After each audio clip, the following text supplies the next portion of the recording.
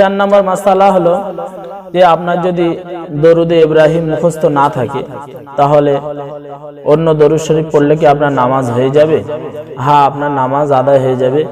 হাদিসে বহু দরুদ শরীফ বর্ণিত আছে, আপনি যে কোনো একটি দরুদ শরীফ পড়লে আপনার নামাজ আদায় হয়ে যাবে। দরুদে ইব্রাহিম পড়া ভালো।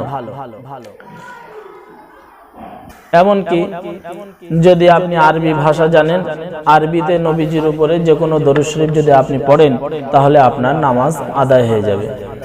6 নম্বর মাসালা হলো যদি আপনার দোয়া কুনুত নামাজে মুখস্থ না থাকে, বেতের নামাজে আমরা যে দোয়া কুনুত পড়ি এই দোয়া কুনুত পড়া হলো ওয়াজিব।